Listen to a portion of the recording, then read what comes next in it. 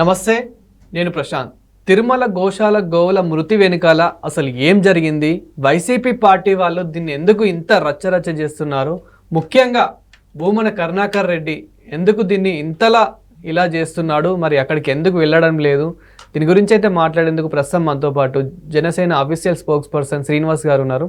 నమస్తే అండి. నమస్తే సార్, ఈ తిరుమల గోశాల గోవుల మృతి వెనకాల అసలు నిజానికి ఏం జరిగింది? మనం గత కొన్ని రోజులుగా అయితే చూస్తున్నాం, దాదాపు 100 ఆవుల వరకు చనిపోయాయని చెప్పేసి ఇలా కొన్ని ఆరోపణలు అయితే వస్తున్నాయి. అసలు దీని వెనకాల ఏం జరిగింది? వైసీపీ పార్టీ వాళ్ళు కూడా దీన్ని ఎందుకని ఇంతలా రచ్చరచ్చ చేస్తున్నారు? అదేవిధంగా భూమన కరుణాకర్ రెడ్డి కూడా దీన్ని ఎక్కువ ఇలా చేస్తూ ఉన్నారు. నిన్న కూడా అసలు వెళ్ళాల్సి ఉంది, కానీ వెళ్ళకుండా తన ఇంటి ముందే పడుకొని అలా కొంచెం రచ్చ సృష్టించాడు. అసలు ఏం జరిగింది? ప్రశాంత్, దీంట్లో పెద్ద మనం ఆశ్చర్యపోవాల్సిన అవసరం ఏం లేదు. కానీ ఎందుకంటే కూటమి ప్రభుత్వం వచ్చిన తర్వాత ఏదో రకంగా రచ్చ చేయాలనేటువంటి కార్యక్రమం వైఎస్ఆర్ కాంగ్రెస్ పార్టీ చేసుకుంటూ వస్తుంది. సరే, వాళ్ళ మెయిన్ ఎజెండా ఏంటంటే రాష్ట్రానికి ఎటువంటి పెట్టుబడిదారులు రాకూడదు, పారిశ్రామికవేత్తలు రాకూడదు అనేటువంటి అసలు మెయిన్ ఎజెండా. దానికి ఏం చేయాలి? ఈ రాష్ట్రంలో శాంతి భద్రతలు ఉండకూడదు, రాష్ట్రంలో ఒక విధమైన అశాంతి కార్యక్రమాలు ఉండాలి అనేటువంటిది ఒక దుర్మార్గమైనటువంటి రాజకీయ క్రీడ. భారతదేశంలో ఏ రాష్ట్రంలో కూడా ఇటువంటి రాజకీయ క్రీడ ఎవరో చేరు. ఏదైనా ఎలక్షన్స్ వచ్చినప్పుడు రాజకీయం చేసుకుంటారో రకరకాలుగా చేసుకుంటారు తప్ప రాష్ట్రానికి సంబంధించిన అంశాల విషయంలో చాలా జాగ్రత్తగా ఉంటారు. అందులోని ఈ మధ్యకాలంలో చూసాం, వక్ఫ్ బోర్డుకి సంబంధించినటువంటి సవరణ బిల్లుకి అటు లోక్సభలోనేమో ఆమోదం అదే వ్యతిరేకంగా ఓటేశారు, రాజ్యసభకు వచ్చేటప్పటికి ఆమోదంగా ఓటేసి ఇక్కడికి వచ్చి దాని మీద ఏదో ముస్లిం సామాజిక వర్గానికి మేము అనుకూలంగా ఉన్నామనే ఉద్దేశంతో ఏదో కోర్టుల్లో పోరాడుతున్నాం అనేటువంటి కార్యక్రమాలు చేశారు. సరే, రెండవది పాస్టర్ ప్రవీణ్ మృతి చెందితే దాన్ని కూడా వాళ్ళకి సంబంధించినటువంటి పాస్టర్లతోటి దాన్ని హత్య అనే వ్యవహారంగా చిత్రీకరించి ఆ విధంగా రెచ్చగొట్టాలని ప్రయత్నం చేశారు. ఆ విషయంలో కూడా పోలీసులు చాలా సంయమనం పాటించి వాస్తవాలను బయట తీసుకొచ్చి చేశారు. ఇప్పుడు మూడో అంశంగా ఈ గోశాల మొదలుపెట్టారు. అంటే తిరుమల అన్నది భారతదేశంలోనే కదా, ప్రపంచవ్యాప్తంగా ఉన్నటువంటి హిందువులకి అత్యంత పవిత్రమైనటువంటి క్షేత్రం. ఆ ప్రాంతానికి సంబంధించి ఏదైనా విషయం జరిగితే అది ఒక పెద్ద చర్చ అవుతుంది, ఒక ప్రచారం కింద ఉంటుంది. అందుకని దాన్ని ఎన్నుకున్నారు. ఇప్పుడు తిరుమలకి సంబంధించి తిరుపతికి సంబంధించి గోశాల ఉంటుంది. గోశాలలో ప్రతి సంవత్సరం ఆవులు వస్తాయి, ఆవులు పుడతా ఉంటాయి, అదేవిధంగా కొన్ని ఆవులు చనిపోతూ ఉంటాయి. అవి జీవులే కదా. అదే సందర్భంలో ఏం చేస్తారంటే ప్రత్యేకించి కొన్ని బయట దేవాలయాలకు కూడా వెళ్తూ ఒక ఆవులు ఇస్తూ ఉంటారు. గోపురం ఆవు అన్నట్టుగా ఒక కార్యక్రమం ఉంది. ఆ విధంగా ఇస్తూ ఉంటారు. బయట ఆవులు కూడా కొన్ని ఆ విధంగానే కొన్ని అనారోగ్యంతో చనిపోవచ్చు, కొన్ని వృద్ధాప్య కారణంగా చనిపోతూ ఉంటాయి. ఇవన్నీ తీసుకుని అలర చేయాలి. గోవులకి తిరుపతిలో గోశాలలో సరైనటువంటి ఆహారం పెట్టట్లేదు వాటికి. తర్వాత ఏమో నాణ్యత లేనటువంటి ఇంజెక్షన్స్ కానీ అన్నీ ఇస్తున్నారు అని రకరకాలైనటువంటి ఒక దుష్ప్రచారం మొదలుపెట్టి ఎక్కడెక్కడో చనిపోయిన ఆవులన్నీ తీసుకొచ్చి పెద్ద ఫోటో ప్రదర్శన చేసి రచ్చ చేశాడు భూమన కరుణాకర్ రెడ్డి. అతను మాజీ చైర్మన్ కూడా తిరుమలకి. మరి అత్యంత సున్నితమైన అంశాలు కొన్ని అంశాల్లో చాలా జాగ్రత్తగా మాట్లాడాలి, ఆధారాలతో మాట్లాడాలి. పొరపాటును మాట్లాడితే సమాజంలో ఒక చిచ్చు వస్తుందని కనీస జ్ఞానం ఉండాలి అతనికి. బయట వాళ్ళకి లేకపోవచ్చు, అతను మా చైర్మన్ పదవి కూడా చేశాడు కదా. సరే, దాని మీద కూడా తిరుమలకు సంబంధించినటువంటి ఈఓ గారు కూడా ప్రత్యేకించి ఆధారాలతో సహా ఇక్కడ సహజ మరణాలుగా మరణించినాయే తప్ప గతంలో 2019-24 మధ్యన వైఎస్ఆర్ కాంగ్రెస్ పార్టీ గవర్నమెంట్లో ఎటువంటి నాణ్యత లేని ఆహారం వాళ్ళు ఇచ్చారు, అవన్నీ ఆధారాలతో సహా జరిగినటువంటి కార్యక్రమాలన్నీ ఆయన బయటపెట్టడం జరిగింది.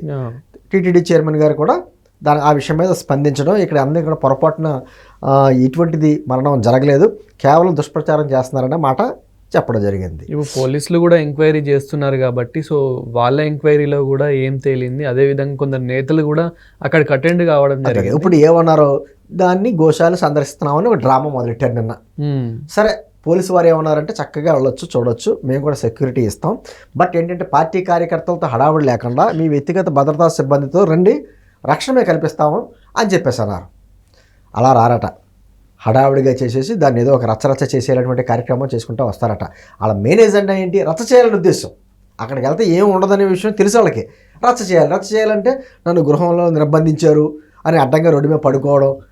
పులవర్తి నాన్నగారు అక్కడ ఎమ్మెల్యే గారు ఆయన ఫోన్ చేశాడు, స్వయంగా భూమన కరుణాకర్ రెడ్డికి ఫోన్ చేశాడు, మీరు రండి, ఎస్పీ గారితో మాట్లాడతాను, మీకు సెక్యూరిటీ ఇప్పిస్తాం, రండి ఇక్కడ మీకు కావాల్సింది చూడండి అంటే అలా రారట, మొత్తం వాళ్ళందరినీ కార్యకర్తలు అనుమతించాలంట. అంటే ఒక డ్రామా. భూమన కరుణాకర్ రెడ్డికి తిరుమలన్న వెంకటేశ్వర స్వామి అన్న నమ్మకం లేదన్న విషయం అందరికీ తెలిసిందే. అతను ఒక నాస్తికుడు. మీకు గుర్తుండే ఉంటుంది, ఒకనొక సందర్భంలో పింక్ డైమండ్ గురించి ఎన్ని మాటలు మార్చాడో మనం చూసాం. అదే సందర్భంలో అతను తిరుమల కొండను కూడా, అతని చిన్నతనంలో తిరుమల కొండ బోడిగుండులో ఉండేదట, అసలు అడవేనే ఉండేది కాదట. తిరుమల కొండ ఇప్పుడు పుట్టిందా? వెంకటేశ్వర స్వామి ఇప్పుడు పుట్టాడు అక్కడ. శతాబ్దాల చరిత్ర ఉన్నటువంటిది, బ్రిటిష్ కాలంలో రికార్డులు ఉన్నాయి. అంతకుముందు మనకి అనేటువంటి గ్రంథాల్లో ఉంది. శేషాచల కొండల్లో పుట్టినటువంటిది. ఎన్నో రకాలుగా భారతదేశానికి దండెత్తిన వాళ్ళందరూ ఎంతోమంది ఇతర దేవాలయాల మీద దండెత్తారు, కానీ తిరుపతి దేవాలయం మీద వెళ్ళైపోయారు. ఎందుకంటే అడవి ప్రాంతం, రకరకాల ప్రాంతం అది. అదేవిధంగా గోవిందస్వామిని తీసుకొచ్చాడు, గోవింద మండపం ఉంటుందండి అక్కడ. అంటే అది చారిత్రాత్మకమైన కట్టడం, ఇప్పటి నుంచో కొన్ని శతాబ్దాలుగా ఉన్నటువంటి కట్టడాలు, దేవాలయం అది. అది ఈయన చిన్నతనంలో బోడిగుండులా ఉండేది, అక్కడ ఎవరో అడవులు ఉండేది కాదు. పైగానే వెంకటేశ్వర స్వామిని ఒక నల్లరాయితో పోల్చినటువంటి వ్యక్తి, అటువంటి నాస్తికత్వంతో ఉండేటువంటి వ్యక్తిని తీసుకొచ్చి తిరుమల దేవస్థానానికి చైర్మన్ చేశాడు జగన్మోహన్ రెడ్డి గారు. ఈ రోజున అతనికి ఇప్పుడు భయం అయినా ఉండాలి, భక్తి అయినా ఉండాలి, రెండు లేవు వాళ్ళకి.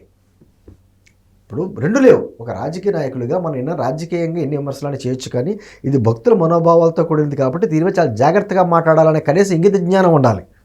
అవును. దాన్ని గోవులతో ఆటలా, తిరుపతి వెంకటేశ్వర స్వామితో ఆటలా, తిరుపతి వెంకటేశ్వర స్వామితో ఆటలాడుకున్న వాళ్ళందరూ ఎలా కాలగర్భంలో కలిసిపోయారో తెలుసు కదా. అదే గతి పడుతుందని కనీసం జ్ఞానం ఉండాలి కదా. దాన్ని రాజకీయంగా మాట్లాడతా మళ్ళీ నేను రోజా వచ్చి ఏదో మాట్లాడద్దామే, నగర నటి వచ్చి రోడ్డెక్కి మళ్ళీ పవన్ కళ్యాణ్ స్పందించిన ఆయన ఇలా ఈరోజు పవన్ కళ్యాణ్ గారు వెళ్తున్నాడు. ఆయన వాస్తవాలు కూడా చూడడానికి, ప్రజలకు చెప్పడానికి బాధ్యత. అంటే గత 5 సంవత్సరాలు 2019-24 మధ్యన తిరుమలకు సంబంధించిన కాంట్రాక్టుల విషయంలో కావచ్చు, లేకపోతే అక్కడ తిరుమల లడ్డు విషయంలో కావచ్చు, ఏ విధంగా అపహాస్యం చేశారో మనం చూసాం. తిరుమల దేవస్థానానికి సంబంధించి దర్శనాల్లో కూడా ఇటువంటి సిఫార్సు లెటర్లో ఎంత దోపిడీ జరిగిందో మనం చూసాం.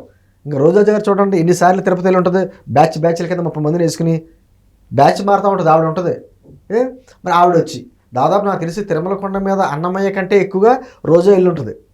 భక్తి అది వ్యాపార కేంద్రంగా మార్చేశారు. అంటే ఒక విధంగా హిందూ భక్తులని రెచ్చగొట్టే పనులు కూడా చేస్తున్నారు. రెచ్చగొడతాం కదండి. హిందూ సమాజం ఎప్పుడు కూడా చాలా జాగ్రత్తగా అబ్జర్వ్ చేస్తూ ఉంటుంది. గబుక్కుని ఇప్పుడు సమాజంలో శాంతి భద్రతలు విఘాతం కలిగించేటువంటి కార్యక్రమాలు ఎప్పుడు హిందూ సమాజం చేయదు. అవును. ఎందుకంటే అసహనం అన్నది సనాతన ధర్మంలోనే ఉంది, హిందూ సమాజంలో ఉంది. వాళ్ళు చాలా జాగ్రత్తగా ఆలోచిస్తూ ఉంటారు. ఇటువంటి వ్యక్తులు కూడా ఆరోపణ చేసిన వ్యక్తి ఎటువంటిది కూడా ఆలోచిస్తూ ఉంటుంది సమాజం. మరి ఈ రోజున నేను అంటుందండి, అక్కడ తిరుమల మరోట అనే కాదు, రాజకీయాలు చేసినప్పుడు రాజకీయాల్లో ఉన్నత స్థానంలో ఉన్నటువంటి వ్యక్తులు సమాజంలో చిచ్చు పెట్టే అంశాలకి చాలా జాగ్రత్తగా. ఏమంటే ఈ రోజున నేను ఒకటే ప్రశ్న అడుగుతాను ప్రశాంత్, సమాజానికి కూడాను, వైఎస్ఆర్ కాంగ్రెస్ పార్టీ వరకులో కూడా హిందువులు ఉంటారు కదా, వాళ్ళందరికీ ఈ రోజున గోశాలలో, తిరుపతికి సంబంధించిన గోశాలలో ఏదో గోవులు చనిపోయాయని చెప్పేసి రోడ్ల మీద పడుకుని ధర్నాలు చేస్తున్నారు కదా. అంతర్వేదిలో రథం కాలిపోయినప్పుడు, రథాన్ని కాల్ చేసినప్పుడు ఏమైపోయారు మీ అంతా? రామతీర్థంలో రాముల వారి తల తీసేసినప్పుడు ఎక్కడ ధర్నాలు చేశారా? మన విజయవాడలోని కనకదుర్గ గుడికి వెండి సింహాలు బొమ్మలు మిస్ అయిపోయినప్పుడు ఎందుకు మాట్లాడలేకపోయారు ఒకళ్ళను? నెల్లూరులో రథం తగలబెట్టేసినప్పుడు ఎందుకు మాట్లాడలేదు? గత 5 సంవత్సరాల్లో ఇన్ని దుర్మార్గాలు జరిగినాయి, ఆ రోజు ఎందుకు మాట్లాడలేదు? అంటే తిరుపతి అంటే ప్రపంచవ్యాప్తంగా ఒక సంచలనంగా ఉంటుంది, ఒక వార్త అవుతుందని చెప్పేసి అని దుర్మార్గమైన రాజకీయాల ఎన్నాళ్ళు తప్పుడు కదా ఇది. ఇప్పుడు రాజకీయ పార్టీలుగా విమర్శలు చేసుకోవచ్చు, అది విధానపరంగా ఉండాలి, అంతేగాని సమాజంలో చిచ్చుపెట్టిలా ఉండకూడదు. ఈ రోజున బూమరాంగ్ అయింది.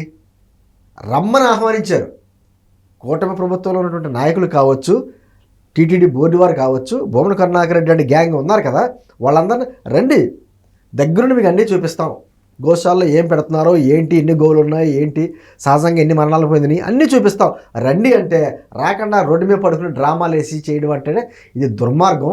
ఖచ్చితంగా ఆంధ్రప్రదేశ్ ప్రజలనే కాదండి, హిందూ ప్రజలు కావచ్చు, భారతదేశ ప్రజలందరూ కూడా ఖచ్చితంగా ఖండిస్తారు. ఇటువంటి దుర్మార్గ రాజకీయాలు ఉండకూడదు అసలు. వాళ్ళు ఎందుకంటే భూమన కరుణాకర్ రెడ్డి గారి గురించి అందరికీ తెలుసు. వారి బిడ్డ పెళ్లి కూడా అతను క్రిస్టియన్ పద్ధతిలో చేసుకున్నాడు. క్రిస్టియన్ మతాచారాలు పాటించే వ్యక్తులు, వారికి తిరుపతి వెంకటేశ్వర స్వామి అన్న, తిరుమల కొండ అన్న ఒక గౌరవం, భక్తి, భయం ఏమీ లేవు. కాబట్టి వాళ్ళు ఇష్టారీతిగా మాట్లాడతారు. కానీ ఖచ్చితంగా ఈ రోజున బీజేపీకి చెందిన నాయకుడు కూడా కేసు పెట్టారు, విచారించాలి. నీ దగ్గర ఉన్న ఆధారాల మార్ఫింగ్ ఫోటోలా లేకపోతే ఎక్కడెక్కడ చనిపోయిన గోవులు అన్నీ తీసుకొచ్చి ఈ విధంగా మాట్లాడడానికి ఎంత తప్పు అని చెప్పి విచారించాలి, తగిన శిక్ష కూడా విధించాలి. శిక్ష విధిస్తుందనే హిందూ సమాజం అంతా ఎదురు చూస్తుంది. ఖచ్చితంగా ఇటువంటి వాళ్ళ సమాజంలో తిరగడానికి అనుకూలమైన వ్యక్తులు కాదండి ప్రశాంత్ గారు. ఎందుకంటే నేను పదే చెప్తున్నా, రాజకీయంగా ఎన్నైనా చేయొచ్చు, ప్రజల మనోభావాలతో మాత్రం ఆటలాడకూడదు. సమాజంలో ఏదన్నా చిన్న సమస్య వచ్చినా సమాజాన్ని కలిపేలా ఉండాలి, సమాజంలో చిచ్చుపెట్టేలా మాత్రం ఉండకూడదు. ఇటువంటి వ్యక్తుల మీద మాత్రం కఠిన చర్యలు తీసుకోవాల్సిందిగా మేము కూడా ప్రభుత్వాన్ని విజ్ఞప్తి చేస్తున్నాం. Thank you sir.